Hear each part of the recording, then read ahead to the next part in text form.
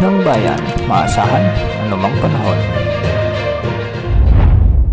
Magandang araw po sa ating lahat. Ngayon ay araw ng Lunes, June 9, 2025 at narito na ang pinakahuling update sa magiging lagay ng ating panahon. Sa kasalukuyan nga patuloy nating monitor ang low pressure area at ngayon ay nasa kanluran na ito ng ating bansa o nasa 275 kilometers northwest ng Baler, Aurora o 215 kilometers west-northwest ng Bacnotan, La Union. Ito yung LPA na minomonitor natin ng ilang araw pa at ngayon ay nakatawid na sa kalupaan ng Luzon. Samantala southwest monsoon pa rin ang nakakaapekto sa nalalabing bahagi ng Southern Luzon, Visayas at Mindanao. Dahil nga sa epekto pa rin ng low pressure area, asahan ang maulap na kalangitan na may mga kalat-kalat na pagulan at thunderstorms sa Ilocos Region, Abra at Benguet. Makikita natin sa ating satellite animations na ang LPA na ito ay nagkakaroon na ng mga kumpol ng kaulapan sa West Philippine Sea at posible ang banta ng pagbaha at pagguho ng lupa lalo na kung may mga katamtaman hanggang sa malalakas na pag-ulan sa mga nasabing lugar. Samantala, southwest monsoon pa rin ang nagdadala ng mga occasional rains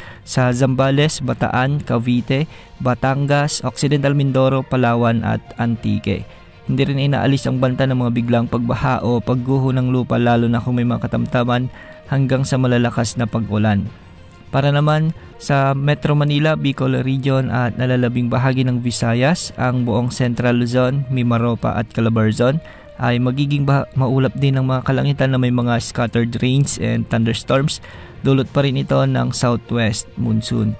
Posible pa rin ang banta ng mga biglang pagbaha o pagguho ng lupa lalo na kung may mga katamtaman at malalakas na pag-ulan. Samantala sa Mindanao ay magiging bahagyang maulap hanggang sa maulap naman ang mga kalangitan na may mga kalat-kalat na pag-ulan at thunderstorms dulot pa rin ng southwest monsoon. Posible rin ang banta ng mga pagbaha at pagguho ng lupa lalo na kung may mga umiiral na severe thunderstorms. At dahil naman sa localized thunderstorms, lalo na sa hapon at gabi, ay posible rin ang mga kalat-kalat na pagulan sa nalalabing bahagi ng Luzon, kaya posible pa rin ang banta ng mga pagbaha at pagguho ng lupa lalo na kung may mga severe thunderstorms. Ayon sa Pag-asa, ang low pressure area na minomonitor natin sa kanluran ng Pilipinas ay posibleng mag-develop sa bagyo sa mga susunod na araw.